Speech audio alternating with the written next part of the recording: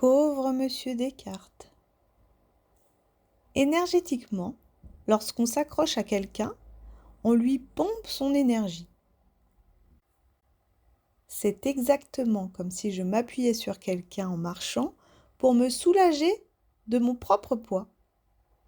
Imaginez si des milliers de personnes le faisaient sur vous. Vous finiriez écrasé. Eh bien, c'est la même chose énergétiquement. Cela épuise et peut même nous rendre malades, sans que l'on comprenne pourquoi. D'accord, mais comment on s'accroche énergétiquement à quelqu'un, Stéphanie?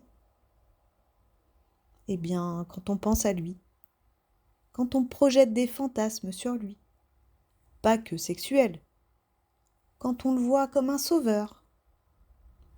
Ce n'est qu'une théorie, mais ce n'est pas si étonnant que de nombreuses stars, Elvis, Marilyn, finissent par se suicider, le poids étant trop lourd. Évidemment, ce n'est certainement pas la cause principale, mais ce plan-là n'est pas à négliger. Bon, revenons à ce pauvre monsieur Descartes, et remettons l'église au milieu du village. Non, je te vois déjà venir, je ne m'énerve pas. Tu es sûr? Non, ce n'est pas de l'agacement, c'est de l'excitation de pouvoir enfin expliquer ce que je ressens lorsqu'on me dit « Non mais moi je n'y crois pas, je suis cartésien ». Eh bien c'est faux. Bon, c'est vrai, ça m'agace encore un peu. Moi, je suis cartésienne. Allez, je t'explique. Petit souvenir nostalgique, c'est quand même grâce à vous, monsieur Descartes, que j'ai eu mon bac. Descartes apporte une révolution dans la façon de penser à une époque où les connaissances, et je dirais même les vérités absolues, étaient dictées par la religion, l'autorité et les traditions. Il pose alors un acte de liberté intellectuelle majeure. Il dit « Vérifie par toi-même, ne crois pas aveuglément ». Oui, la base du discernement indispensable à la liberté d'être et de l'être. Oh, c'est ce que tu leur dis souvent. Ne me croyez pas, ne croyez personne, expérimentez et voyez ce qui résonne en vous. Résonne et pas raisonne. Écoutez les messages que votre corps vous envoie, lui ne vous mentira jamais.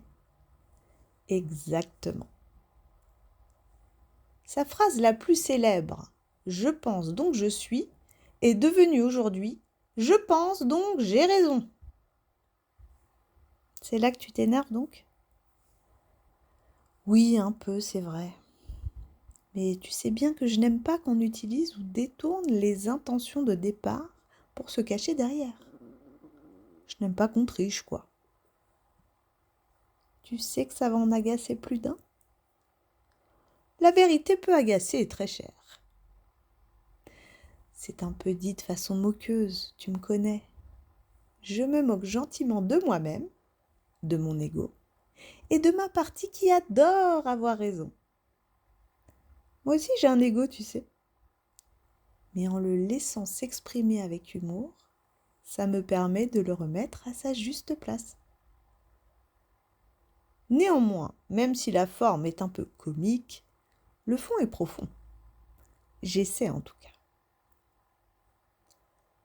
Alors oui, aujourd'hui, la plupart des gens utilisent Monsieur Descartes, sans vraiment comprendre sa démarche et sa philosophie, en se disant cartésien, alors qu'en réalité, c'est simplement un système de défense comme un autre. Allez, encore un de démasqué, youpi! Généralement, en tout cas dans mon expérience, les gens se disent cartésiens afin de rejeter tout ce qui ne relève pas du matériel, du visible, du tangible. Refus des énergies, des plans subtils, etc. Mais Descartes n'a jamais dit qu'il n'y avait que la matière. Tu mettras un article? Oui, juste après. Le mot cartésien est donc pour moi galvaudé, réinterprété socialement. Aujourd'hui, on s'en sert pour dire « je suis logique, rationnel, terre à terre ». C'est devenu culturel.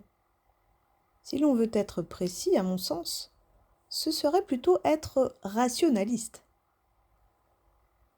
Ce mécanisme de défense permet, là encore chez la majorité selon mon expérimentation, de se protéger, de fuir l'introspection ou d'éviter de remettre en question ses croyances, ses blessures ou son histoire personnelle. Alors s'il vous plaît, pour votre bien et celui de tous, soyez cartésien, mais vraiment. Parce qu'en réalité, être cartésien, c'est observer les faits, analyser, confronter, remettre en question, chercher des preuves, faire des expériences, constater, être libre de penser et aller explorer sa vérité. Alors oui, soyez cartésien, l'humanité n'en sera que plus riche.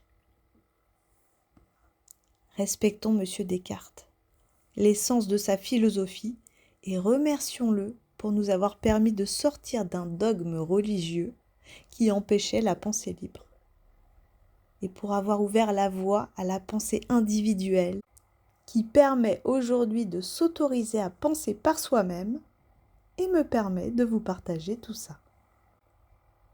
Définition. Le rationalisme est la doctrine qui pose les raisons discursives comme seule source possible de toute connaissance du monde. Autrement dit, la réalité ne serait connaissable qu'en vertu d'une explication par les causes qui la déterminent et non par une quelconque révélation ou intuition. Il ne faut pas oublier le contexte historique dans lequel la pensée cartésienne a vu le jour. À son époque, le peuple n'avait pas le droit de penser par lui-même. Il devait suivre des dogmes imposés, que ce soit par la religion, l'autorité ou les traditions. On pourrait presque parler d'une forme de dictature intellectuelle. Aujourd'hui, dans notre civilisation, ce droit de penser librement est acquis. Alors, ne vous enfermez pas dans de nouvelles croyances qui deviendraient des dogmes à leur tour. Explorez, doutez, expérimentez, confrontez vos idées à la réalité et réalisez votre vérité. La seule qui compte vraiment. Celle que vous pouvez observer et ressentir par vous-même.